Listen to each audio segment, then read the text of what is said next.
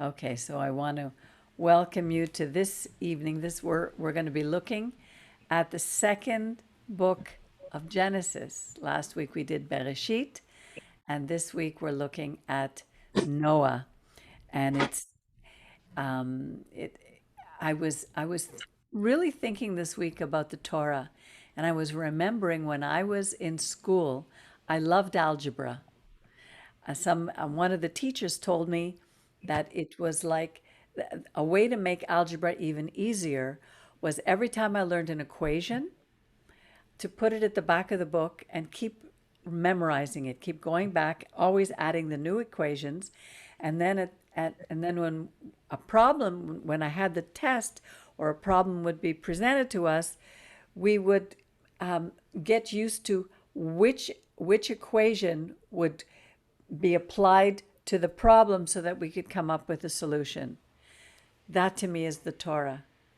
The Torah is a group of equations, principles, moral values, pictures that can be applied to our lives so that we can solve the problems that not only we have, but that the world has.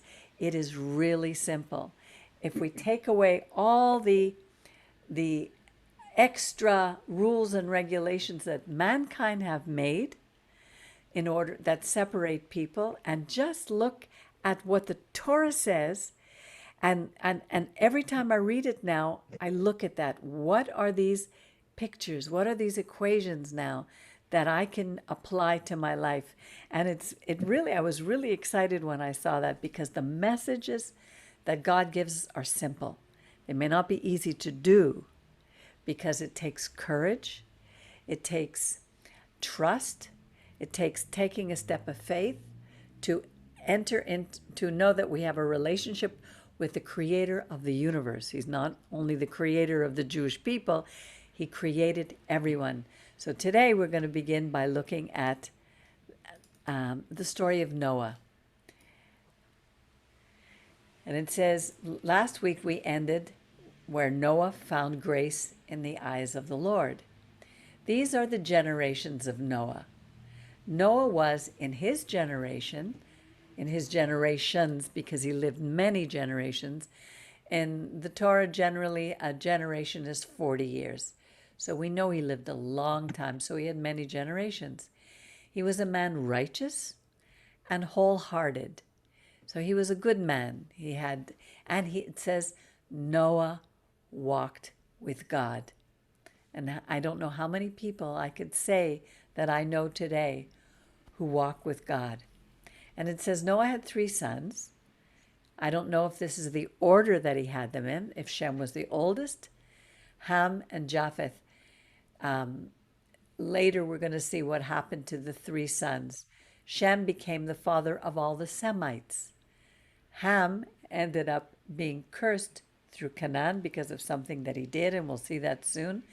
And Japheth became the leader of what we call the European nations, and some even say he was the head of the Roman Catholic Church, which is strange because it's all from the same family.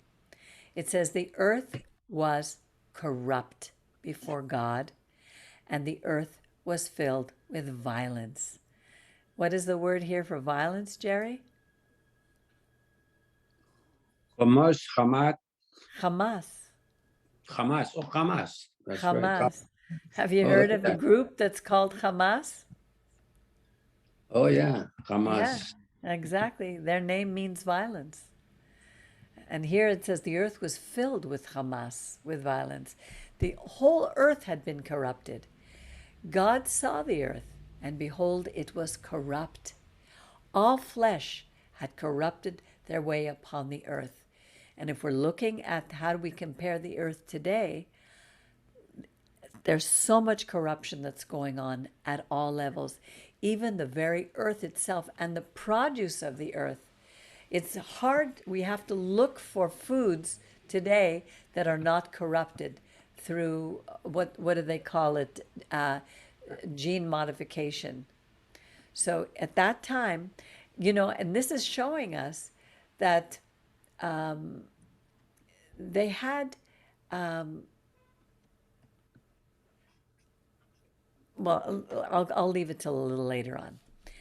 God said to Noah, "The end of all flesh is come before me, for the earth is filled with Hamas.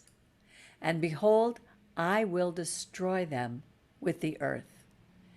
So make an ark of gopher wood, make rooms, and put pitch with inside and out.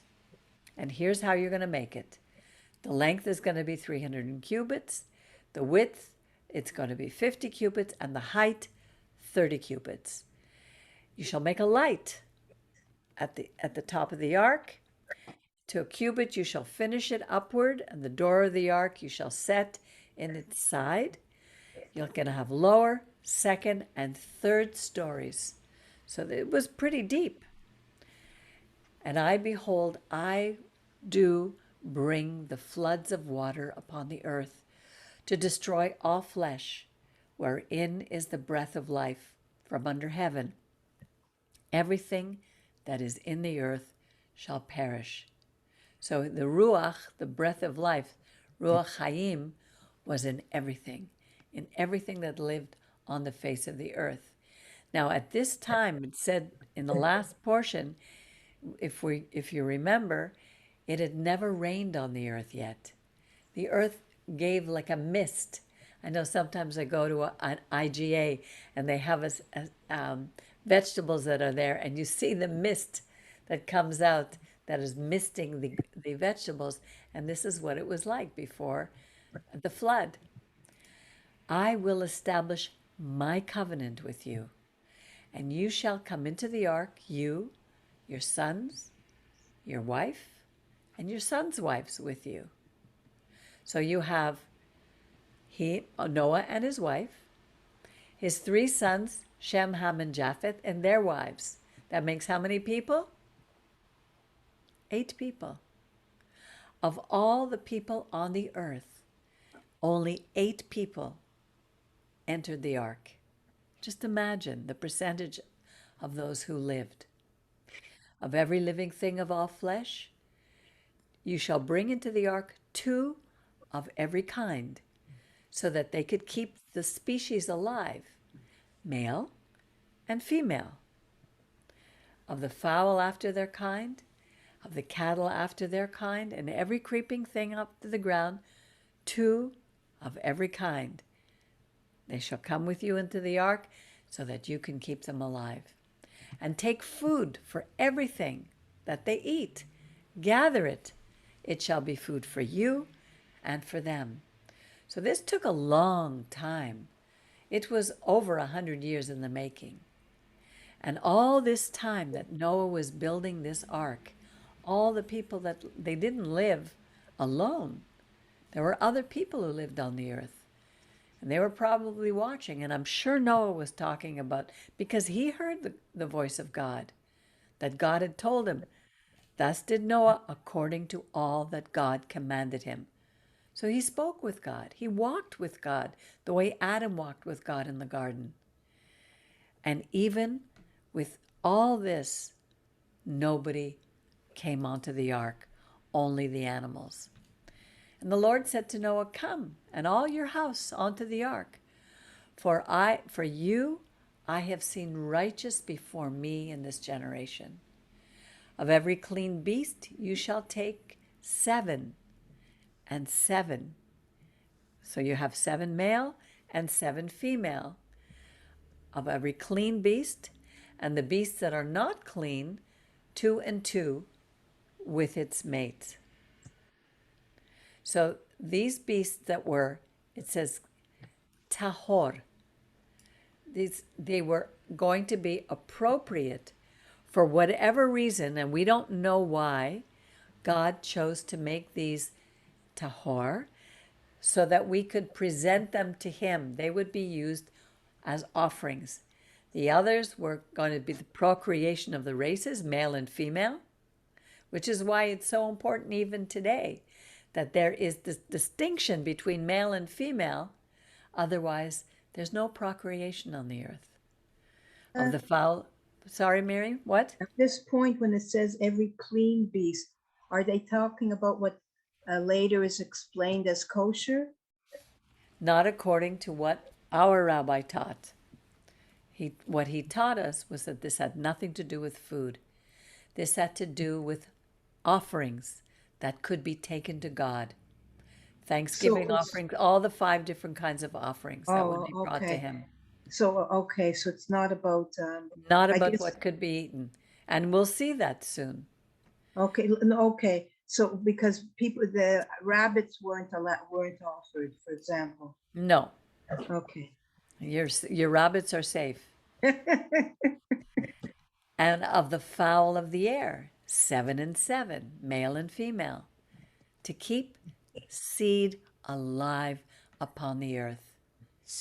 If we change the order that God gave us and do not accept male and female, we will not keep seed, the generations, alive upon the earth. For yet 7 days, and we see this number 7 over and over in Gematria. 7 means completion. For 7 days I will cause it to rain upon the earth 40 days and 40 nights. And we see that again, 40 days and 40 nights. Moses went up on Mount Sinai when he was given the Torah, the 10 Commandments. And every living substance that I have made will I blot out from the face of the earth. Now, people talk about the Holocaust. Let me tell you, this was going to be a Holocaust of all holocausts. And Noah did according to all that the Lord commanded him. Noah was 600 years old when the floods of the waters were upon the earth. Peggy, I didn't understand something here. Yes. For yet 7 days, and I will cause it to rain 40 days In and 40 7 nights. days, he's got 7 more days. When he was speaking to him here, in 7 days, he was going to begin, the rains would come. And they would last 40 days and 40 nights. And Noah did according to all that the Lord commanded him. Noah was 600 years old when the flood of waters was upon the earth. Noah went in, and his sons, and his wife, and his sons' wives with him into the ark, because of the waters of the flood, of clean beasts and beasts that are not clean.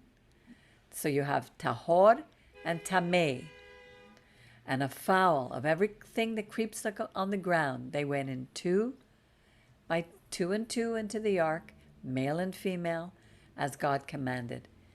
And it came to pass after the 7 days that the waters of the flood were upon the earth. In the 600th year, I don't know when the 7th day began here. I think here, Noah said, "Come you and your house into the ark, for I have seen." So maybe it took 7 days for all these animals to come into the ark. I don't even know how they came to the ark, but obviously God had caused them to come to the ark, all these animals, which is how Miriam was inspired to write her book, Clover's Ark, because the animals had a call. There was no way that Moses would be able to go and gather all these animals. Right. There was a motion, a movement of God's hand where all these animals came to the ark. 2 by 2 of male and female, so that there could be a procreation, so that the species could remain alive, and 7 and 7, so that and 7 of the unclean animals, so that of the clean animals, so that they could have offerings. In the 600th year of Noah's life, in the 2nd month, on the 17th day of the month, on the same day, were all the fountains of the great deep broken up, and the windows of heaven were opened. And the rain was upon the earth 40 days and 40 nights. On that same day that Noah, Shem, Ham, and Japheth, the sons of Noah, Noah's wives, and the 3 wives of his sons with them, entered into the ark. They, every beast after its kind, every cattle after their kind, every creeping thing that creeps upon the earth after its kind. And I really believe that it keeps repeating after its kind is because God created each species separate after its own kind. We have started to play with the genetics. We are mixing animals. We are taking the things that God has done and changing its genetic composition. And that's one of the reasons I think that we are corrupting this earth. It probably happened then, and it looks like it's happening again now. And they went into Noah into the ark, 2 of all flesh, wherein is the breath of life. And they that went in, male and female of all flesh, as God commanded him. And it says, and the Lord shut him in. Doesn't say shut them in, shut him in. And I just find that interesting. And I guess it's like Noah was like the head, the covering for all of them. So when the Lord shut him in, they were all there with him. The flood was 40 days upon the earth. The waters increased and bore up the ark, and it was lifted up above the earth. The waters prevailed and increased greatly upon the earth, and the ark went upon the face of the waters. And the waters prevailed exceedingly upon the earth, and all the high mountains that were under the whole heaven were covered.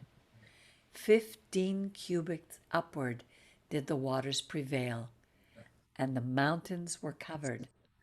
And all the flesh perished that moved upon the earth, both fowl and cattle and beast, and every swarming thing that swarmed upon the earth, and every man, all in whose nostrils was the breath of the Spirit of life. Whatsoever was on the dry land died. And he blotted out every living substance which was upon the face of the ground, both It man. says everything on the dry. I guess this animals in the sea died as well, but here it specifically was on No, the animals did what? No, the ones who lived in the sea lived. These I were guess on, I know. Well, I don't know. But I thought everything died, like literally. not the things that were in the ground. Man did not affect those creatures in the waters. It was Okay. on the dry land. That's who died, not the fish. It Okay. says very clearly it was fowl, every swarming thing, every cattle, every beast. Doesn't say a word about the fish. Okay. And he blotted out every living substance which was upon the face of the ground. Again, the earth. Both man, cattle, creeping things, fowl of the heaven, they were blotted out from the earth. How corrupt they must have become. Sometimes we think of that man was very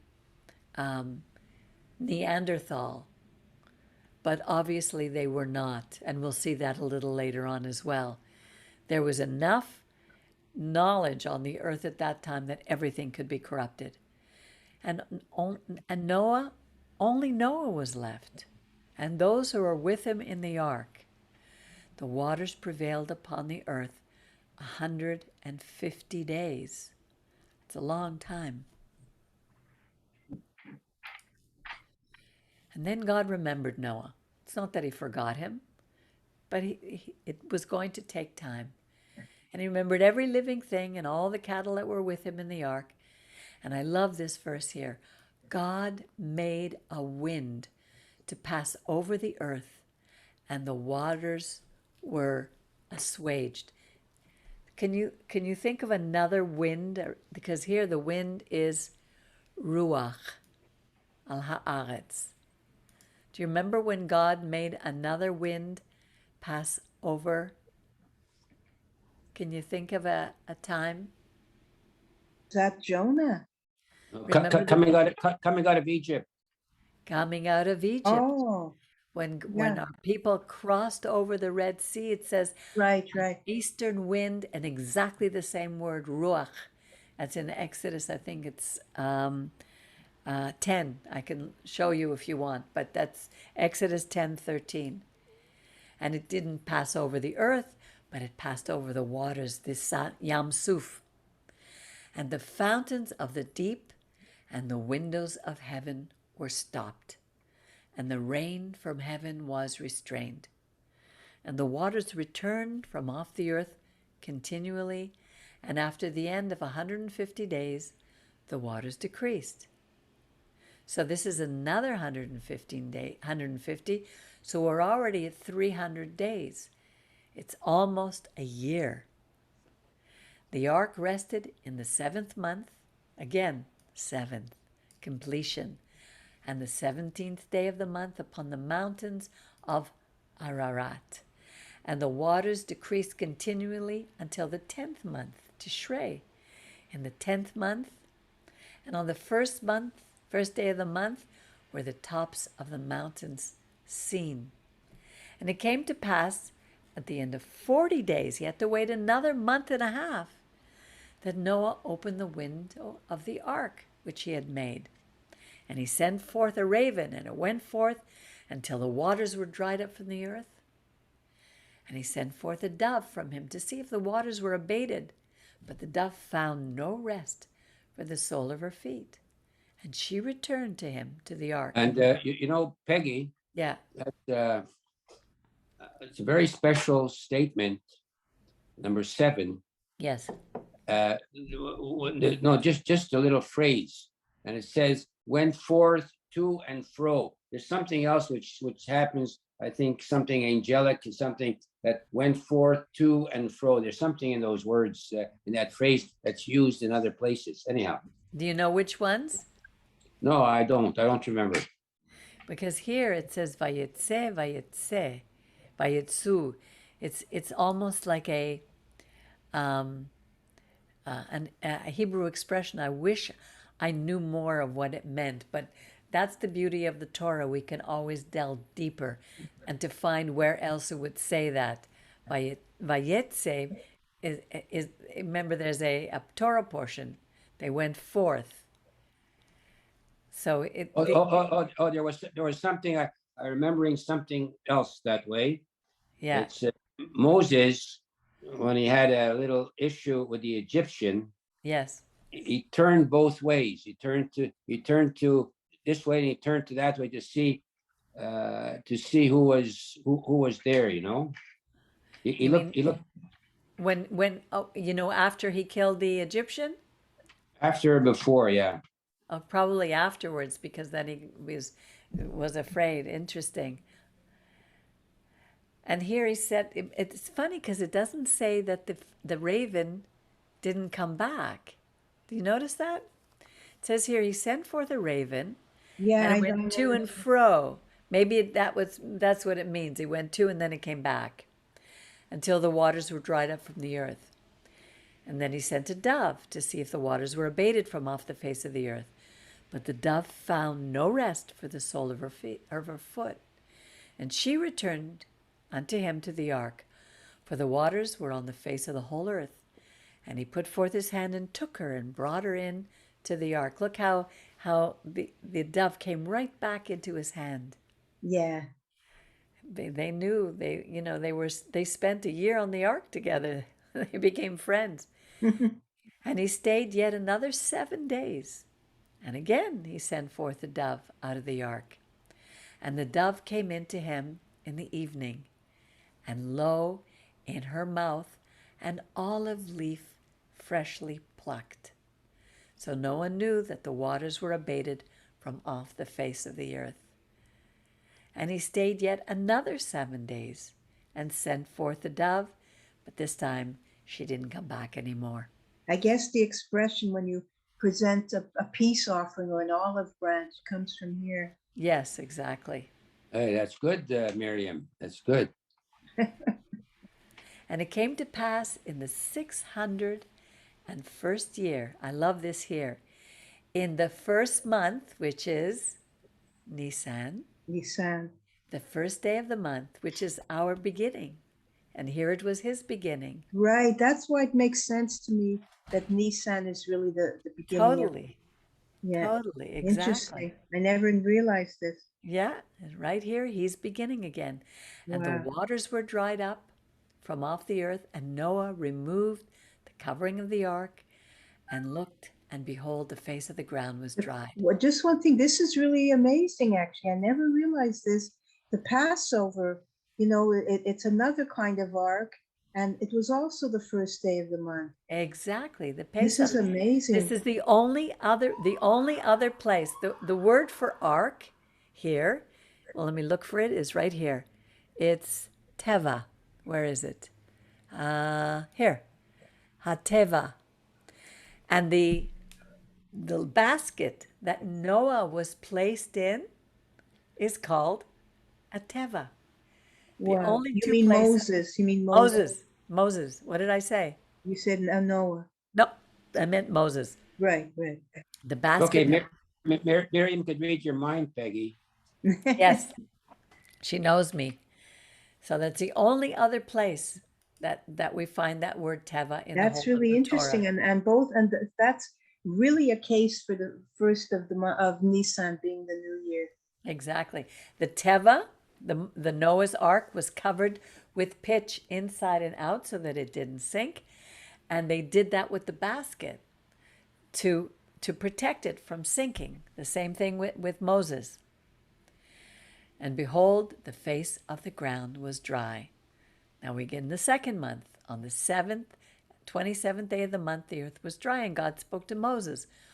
Go forth from the ark, you and your wife and your sons and your daughters and your sons' wives with you. Bring forth with you every living thing that's with you of all flesh, fowl, cattle, and every creeping thing that creeps upon the earth, that they may swarm in the earth and be fruitful and multiply upon the earth. And Noah went forth, and his sons and his wives, and his sons' wives with him. Every beast, every creeping thing, every fowl, whatever moved upon the face of the earth, after their families, they went out of the ark.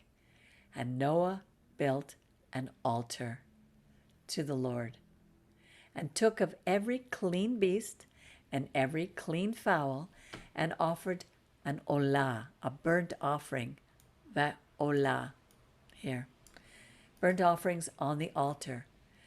And the Lord smelled the sweet savor. This was a thanksgiving offering. Thank you, God, for saving us. And the Lord said in his heart, I will not again curse the ground any more for man's sake. But look at this. This is amazing. I never realized this. For the imagination of man's heart is evil from his youth. The imagination of man's heart is evil from his youth. Neither will I again smite any more every living thing as I have done. So he promises not to bring another flood. But what's amazing also Yeah, is here, he gives an offering like an olah, a burnt offering, and there's no way we can say it has anything to do with our sin. It's nothing. just, so when people extrapolate information like this or whatever, and say the sacrifices are for sin, well, Yeah, here it's absolutely not. It's just a exactly. thanksgiving. Very interesting. Exactly. While the earth remains, seed time and harvest, cold and heat, summer and winter, day and night shall not cease. Now I'm going to continue what he did. And God blessed Noah and his sons and said to them, be fruitful and multiply and replenish the earth. So here we see God blessing Noah and his three sons, Shem, Ham, and Japheth. And here it says, and the fear of you and the dread of you shall be upon every beast of the earth. So every animal, every living animal shall be afraid of man. And every fowl of the air, and upon all where the ground teems, all the insects, upon all the fishes of the sea. Here he's adding the fish. Into your hand are they delivered. We are to take care of every beast, everything, every fowl, every fish on the ground, every fish in the sea, into your hand are they delivered. So we see that we were to take care of them, not to abuse them as we're doing. And I love this. Every moving thing that lives shall be food for you. Everything is food. So it's a new thing, though. I It's a don't new think that, thing. yeah, It's a new thing because before, as the green herb that I gave you, right.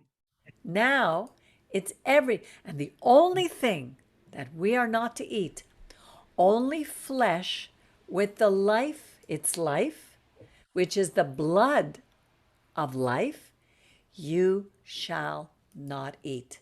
So anything that's alive, anything, you're not allowed to eat blood. Surely your blood of your lives I will require. At the hand of every beast will I require. At the hand of man, even at the hand of every man's brother, will I require the life of man. Whoever sheds man's blood, by man shall his blood be shed, for in the image of God made he man. So he's showing us that we are made in his image and we are not to kill another human being.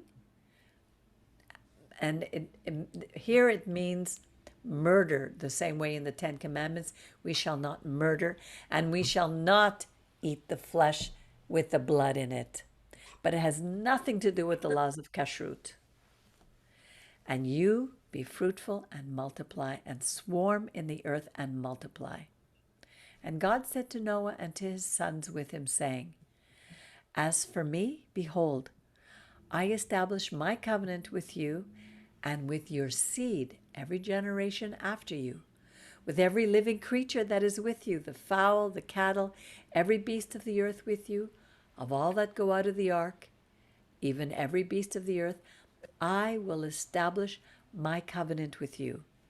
Neither shall all flesh be cut off any more by the waters of the flood. Neither shall there be any more a flood to destroy the earth. And God say, this is the token, this is the sign. Here, in Hebrew, it's ot. Zot, ot. Which I make between me, this is the brit, the covenant, the brit, between me and you, and every living creature that is with you for perpetual generations. I have set my rainbow in the cloud, and it shall be a sign of the covenant between me and the earth. Every time we see a rainbow, we know that God is real, and that God's covenant was what never again will he destroy the earth with a flood. And it shall come to pass, when I bring clouds over the earth, and the rainbow is seen in the cloud, that I will remember my covenant, which is between me and you and every living creature of all flesh, and the water shall no more become a flood to destroy all flesh. And the rainbow shall be in the cloud, and I will look upon it, that I remember the everlasting covenant between God and every living creature, every nefesh, chaya, that has life, every living creature of all flesh that is upon the earth. And God said to Noah, this is the sign of the covenant which I have established between me and all flesh that is upon the earth.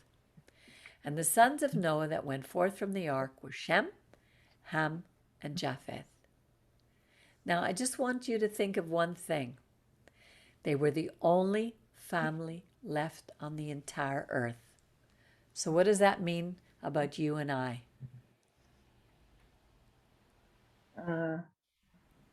How did we get here? We're relatives. We're Oh, related. yes, you're, We that's, all come from one family. yeah, We exactly. do genealogies, like I just did a genealogy last year. I mean, with my family to see where my great grandparents came from Ukraine, and they came with 9 children, and you see the genealogy. Well, this is our genealogy. Yeah, Every interesting. human being, black, white, Chinese, Japanese, every nation on earth comes from Shem, Ham, and Japheth. Right. All related. Am I my brother's keeper? Yes, Yes. we are. And it says here, Ham is the father of Canaan. Later, we know that Canaan, the land of Canaan, is the promised land. It's the land of Israel. So we know that something is happening here because it's going to be an enemy of Israel. It's These also important, I guess it's more important later, but there are a lot of groups, even groups that consider themselves religious groups, that blame Black people for a lot of terrible things that have happened.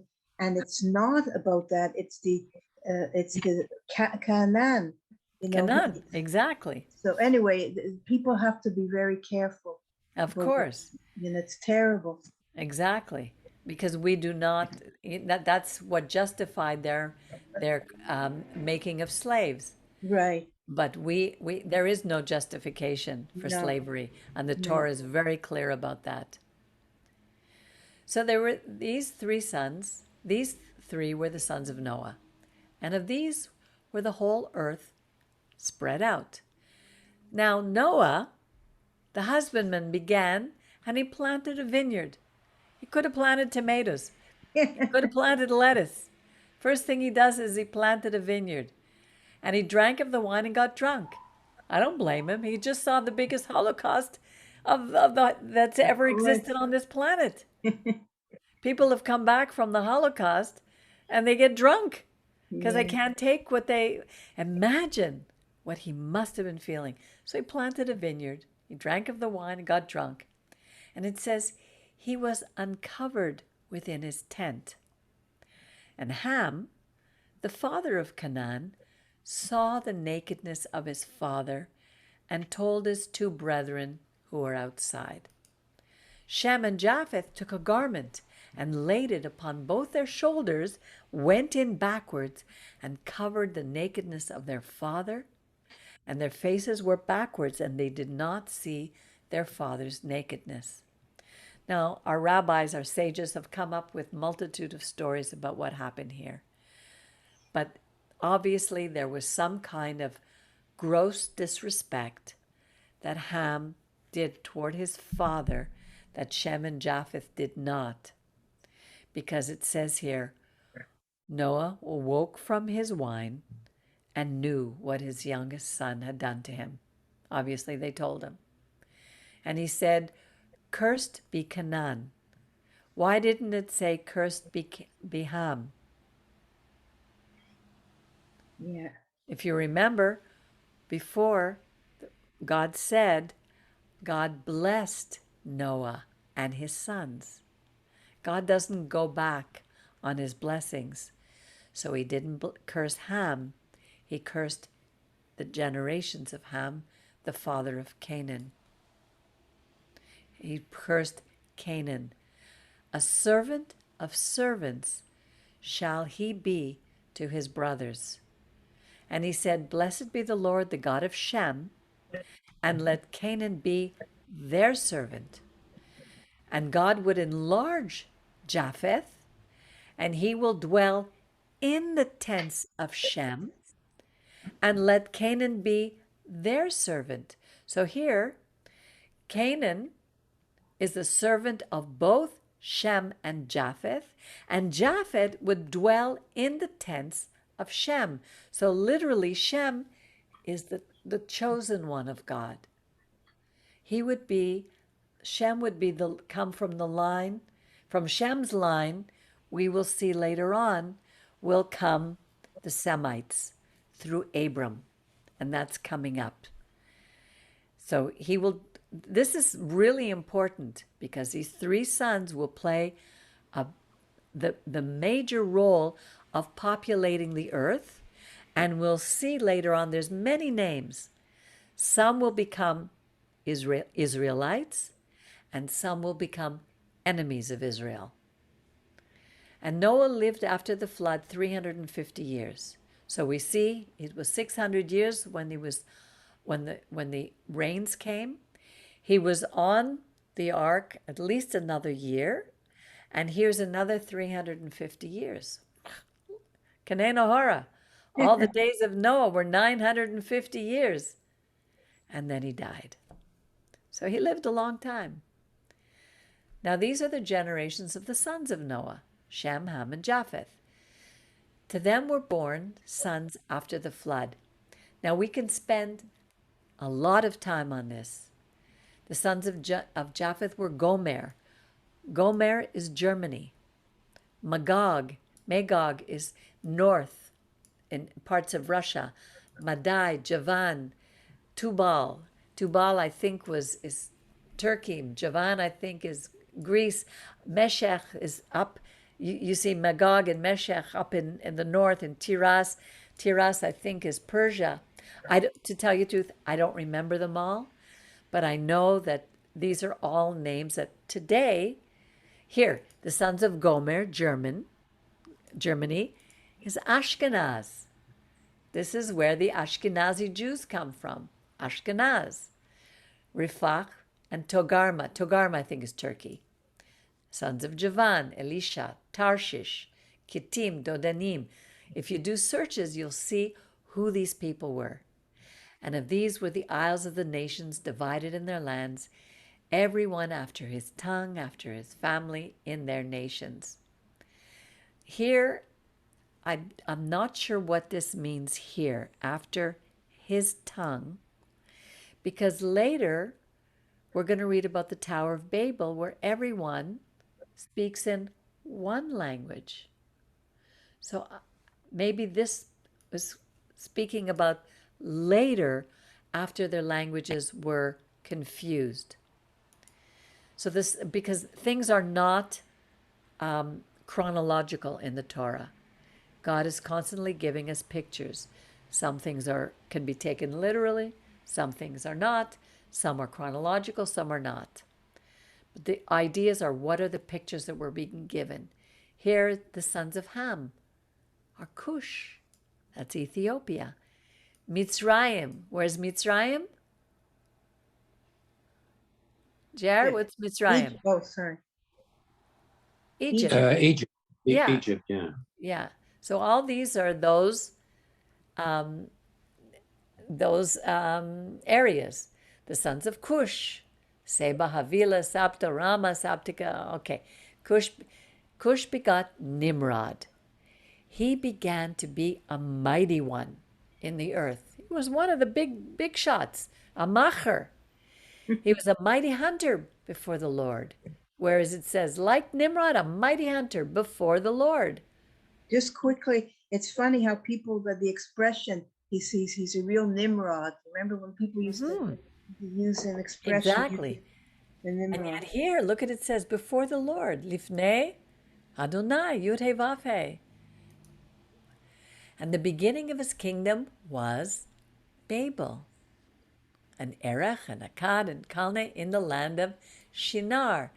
Some say that Shinar was where the Garden of Eden was. Oh, really? Yeah. And out of the land went forth Ashur, which is modern day Assyria. And they built Nineveh, and Rehoboth, Ir, and Calah, and Raisin between Nineveh and Calah, the same as the great city. And Mitzrayim, we got Lud and Anim, Lehabaim, and all these names. And here, Kashluchim, from whence came the Philistines. See, everything has a beginning. Everything came from somewhere. Nothing came from out of nowhere. And that's why it's so good when we study the Torah to know that we are part of this. Our heritage is somewhere here. Canaan begot his firstborn, Zidon his firstborn, Het, and the Jebusite, and the Amorite, and the Girgashite, the Hivite, the Archite, the Sinite, the Arvitite. None of these exist anymore, except for the Israelite. And afterward were the families of the Canaanites spread abroad. And the border of the Canaan was from Zidon, as you go toward Gerar, to Gaza. Sound familiar? We know where Gaza is. Yeah. But And when you you, said none exist, the Arab nations are also Shemites. yes, the Arab nations are So from they're still existing today too. exactly. That's very true. And as you go towards Sodom and Gomorrah, Admah, Zeboim, and we're going to read these names later on as we read some of the things that Abram did. And these are the sons of Ham after their families, after their tongues, in their lands, in their nations.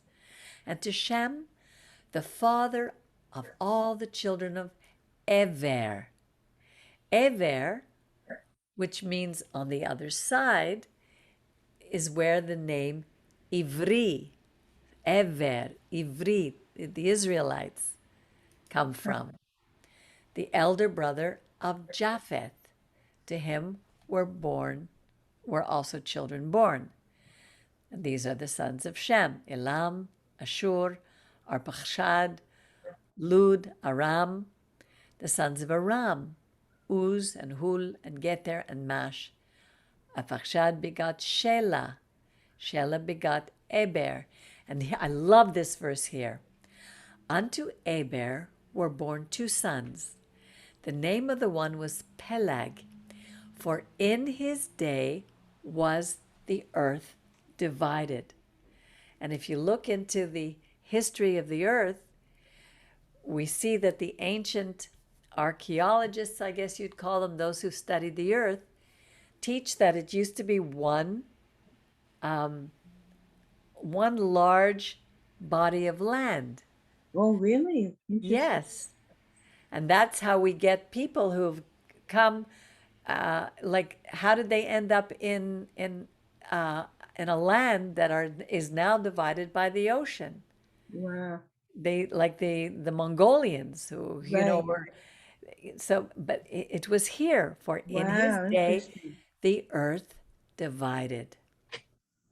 And his brother's name was Joktan, and Joktan begot Almodad, and all these names. Okay.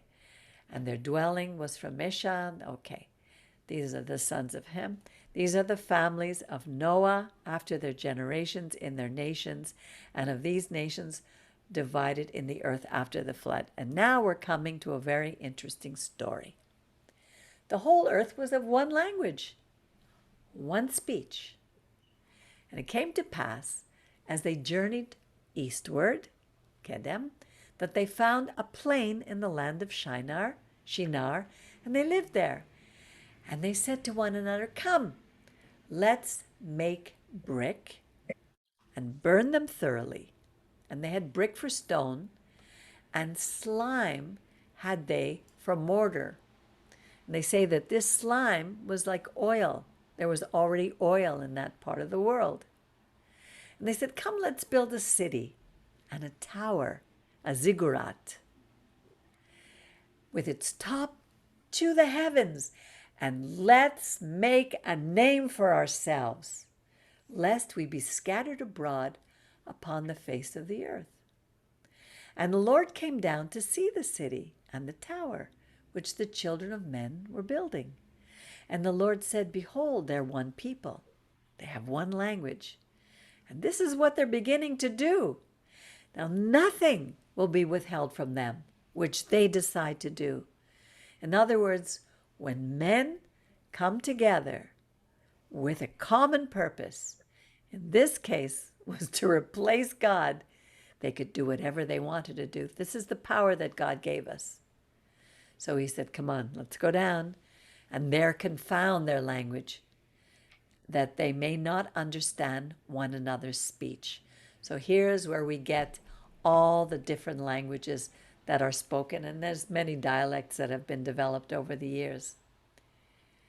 Now, where it says, let us go down, this is where the Christians use to prove the Trinity.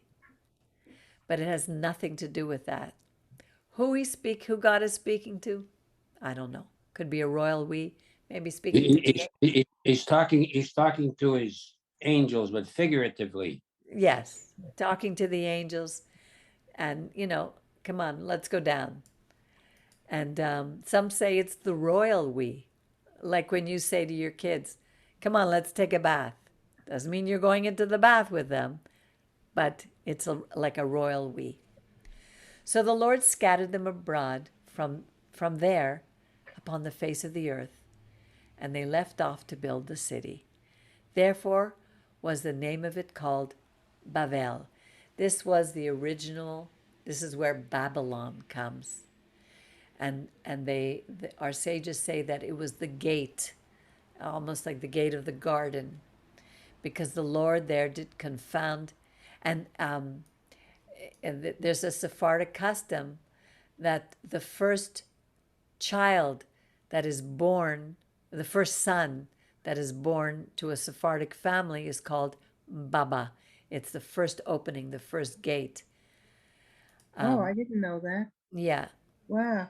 But Babylon is Shinar, isn't it? yes, that's Okay. exactly where it is.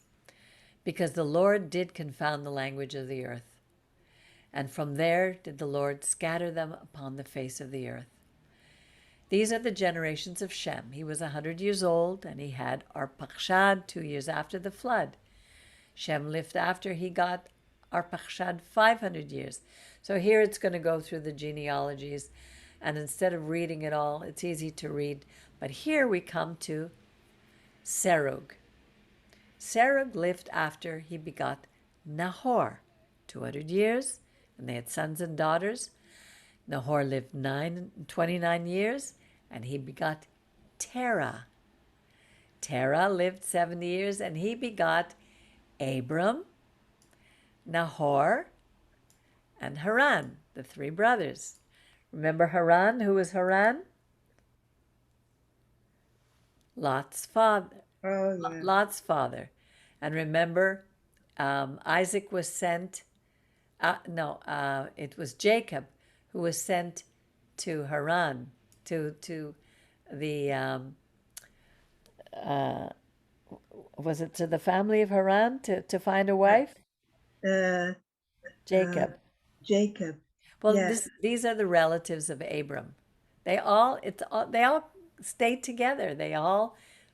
And as a matter of fact, from what I remember, was that Noah lived long enough to meet Abram, or to know that Abram existed. Yeah, that's This is what I amazing. seem to remember. So, because he lived a long time.